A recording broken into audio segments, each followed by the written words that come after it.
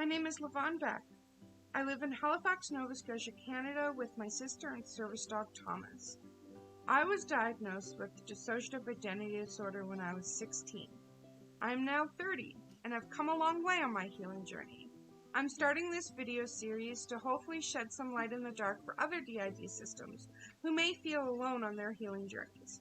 My adoptive mother, Sherry Beck, is also going to be making a video series to share her experience of adopting and raising a DID system.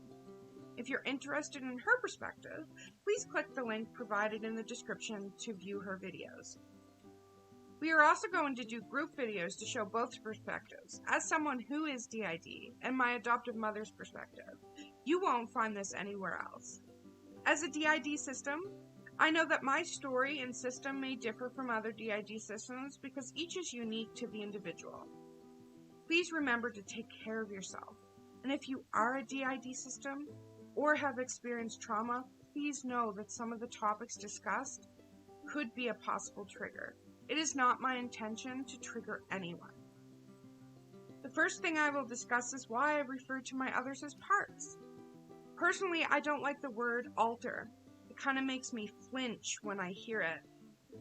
I like the term parts. I find it a gentler term, and the different parts of my system like it as well. I know that many of the systems portrayed on social media are obvious, or they try to make it obvious they are different parts. However, for my system, for the most part, it's not as obvious. People who are close to us may be able to sense a different part being present, but most people do not. The second thing I want to touch on is to explain what dissociative identity disorder is in a way that's easier to understand than some of the explanations available. Dissociative identity disorder, also known as DID, is a mental health condition that is typically caused by severe repeated childhood trauma. The brain protects the body and mind from the abuse the only way it can. Parts are created to hold those memories, and anything associated with those memories, for example, pain, feelings, smells, so that the main part or host can keep going and survive.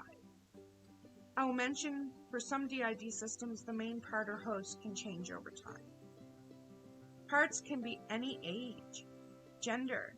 Sometimes they can be animals, fictional characters, or anything the mind needed at the time of the abuse to survive. Some parts can't see, hear, or even speak, while others can, depending on what was needed at the time they were created. They have their own likes, dislikes, and even their own hobbies they like to do. Many professionals say you can't treat the different parts as individuals. However, in my experience, they are individuals.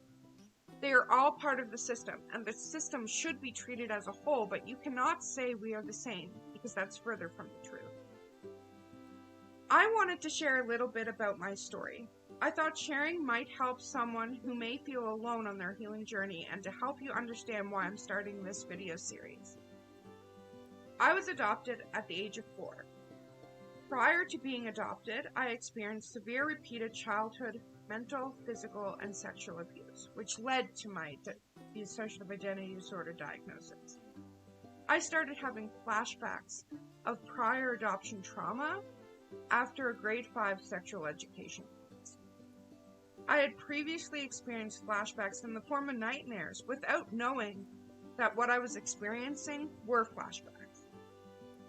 By grade 7, I had become very withdrawn and depressed. I even begged to be homeschooled because I couldn't go a day without the flashbacks. I had no idea what was happening or why. I just knew something was wrong. After becoming homeschooled, my adoptive mother sat me down and asked me if there was anything I wanted to talk about. She knew something was wrong, and she told me I could tell her anything. I broke down and started to cry. I explained the memories I was having. I did not know at the time, but that conversation would start my long and winding healing journey. 2 years after that, I experienced another traumatic event. This event escalated my PTSD and dissociative episode. I was unable to tell anyone about it because every time I tried, I would switch, either because I was scared or because my parents were. I ended up spending a solid year inpatient and still not able to communicate about this new trauma. Due to the level of my PTSD and dissociative episodes, I experienced more trauma on the youth mental health unit.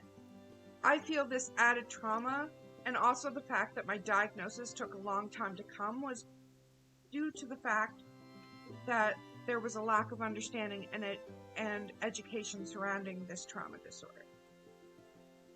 When I turned 19, I was finally able to communicate about the trauma I experienced at the age of 15, only to be told by the detective that due to my mental health diagnosis, the courts wouldn't take my case seriously and that they would throw out my case.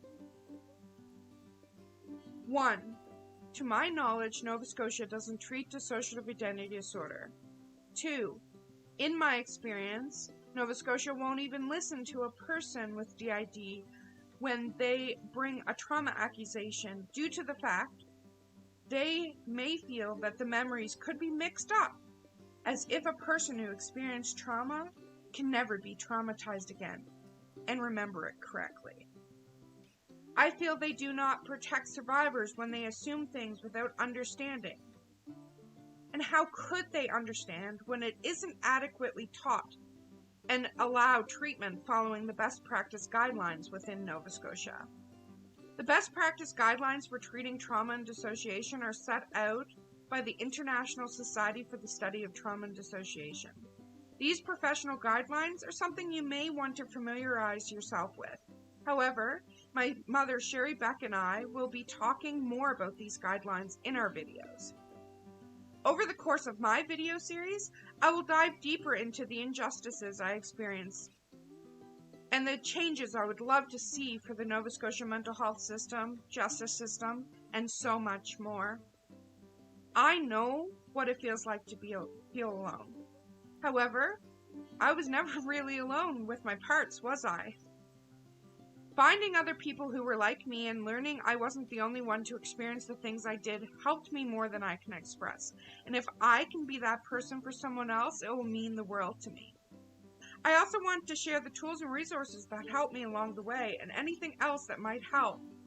And to spread awareness, to spark changes to how Nova Scotia educates and treats dissociative identity disorder in Nova Scotia. I chose the name My Kaleidoscope Mind for this video series because I like the reference of a kaleidoscope when referring to DID. Because when you think about it, all the parts that make up a kaleidoscope all work as individuals. But when they work together, they create a work of art. Parts in the system are kind of like that too.